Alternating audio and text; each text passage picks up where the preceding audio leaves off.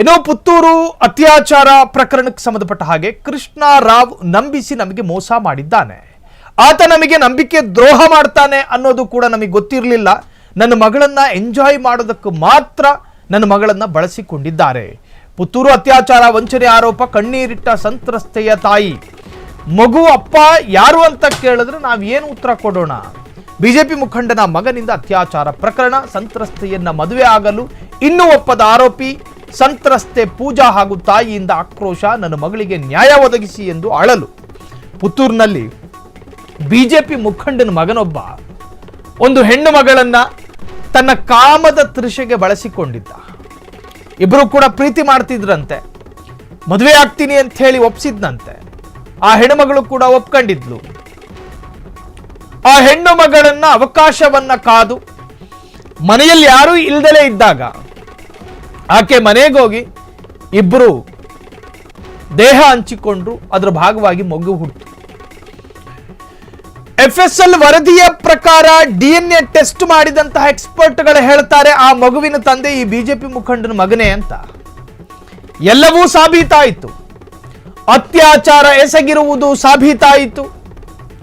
ಆಕೆಯ ಜೊತೆ ಸೇರಿರುವುದು ಸಾಬೀತಾಯಿತು. ಹುಟ್ಟಿರುವ ಮಗುವಿನ ತಂದೆ ಈತನೇ ಅನ್ನೋದು ಕೂಡ ಸಾಬೀತಾಯಿತು. ಆತ ಈಗ ಜೈಲಲ್ಲಿದ್ದಾರೆ. ಆದ್ರೆ ಮದುವೆ ಆಗೋದಕ್ಕೆ ಒಪ್ಕೊಳ್ತಿಲ್ಲ. ಜಾತಿ ಅಂತೆ, ಅವಳು ಆ ಜಾತಿಯವಳು, ನಾನು ಈ ಜಾತಿಯವಳು, ನಾನು ಯಾಕೆ ಮದುವೆ ಆಗಲಿ ಅಂತ. ಮಂಗಳೂರು ಭಾಗ ಹಿಂದುತ್ವದ ಜಪವನ್ನ ಜಪಿಸುವಂತಹ ಭಾಗ. ಎಲ್ಲಿ ಹೋದ್ರು ಈ ಕಲ್ಲಡಕ ಭಟ್ರೆಲ್ಲ? ಹಿಂದೂ ನಾವೆಲ್ಲ ಒಂದು ಅಂತ ಹೇಳಿ ದಿನಕ್ಕೆ 40 ಬಾರಿ ಹೇಳ್ಕತ್ತಾರೆ. ಆದ್ರೆ ಇಲ್ಲೊಂದು ಹಿಂದೂ ಹೆಣ್ಣು ಮಗಳಿಗೆ ಅತ್ಯಾಚಾರ ಆಗಿದೆ.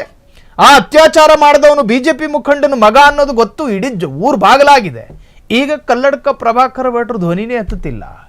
ಎಲ್ಲೋದ್ರು ಪ್ರಮೋದ್ ಮುತಾಲಿಕ್, ಎಲ್ಲೋದ್ರು ಜಗದೀಶ್ ಕಾರಂತ, ಎಲ್ಲೋದ್ರು ಶರಣ್ ಪಂಪೇಲು. ಹಿಂದೂ ಹೆಣ್ಣು ಮಗಳಿಗೆ ಅನ್ಯಾಯ ಆದ್ರೆ ನಮ್ಮ ರಕ್ತ ಕೊತ ಕೊತ ಕುದಿಯುತ್ತೆ ಅಂತ ಹೇಳ್ಕತ್ತಾರೆ.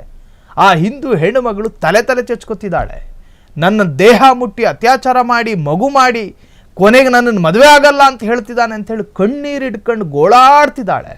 ಆಕೆಗೆ ನ್ಯಾಯ ಕೊಡಿಸೋದಕ್ಕೆ ಯಾವ ಕೇಸರಿ ಇದೂ ಇಲ್ಲ. ಯಾವೊಬ್ಬ ನಾಯಕನೂ ಅಲ್ಲಿಗೆ ಬರ್ತಾ ಇಲ್ಲ. ಯಾಕೆ? ಆಕೆಯೂ ಹಿಂದೂ, ಆತನೂ ಹಿಂದೂ. ಆತ ಬಿಜೆಪಿ ಮುಖಂಡನ ಮಗ. ಹಿಂದೂ ಹೆಣ್ಣು ಮಕ್ಕಳಿಗೆ ಹಿಂದೂಗಳು ಬೇಕಾದ್ರೆ ಅನ್ಯಾಯ ಮಾಡ್ಬೋದು. ಯಾರು ಹೊಣೆ ಇದಕ್ಕೆ? ಸಮಾಜ ಹೆಂgu ನೋಡುತ್ತಾ ಹೆಣ್ಣು ಮಗಳನ್ನ? ಅಂಗಡಿಗೆ ಬಹಿರಂಗವಾಗಿ ಅಂಗಡಿಗೆ ಹೋಗೋದಕ್ಕೆ ಸಾಧ್ಯನಾ? ಹೆಣ್ಣು ಮಗಳಿಗೆ ಸ್ವತಂತ್ರವಾಗಿ ಸಾಧ್ಯ ಇಲ್ಲ. ನೋಡುವವರು ಆಡ್ಕತಾರೆ.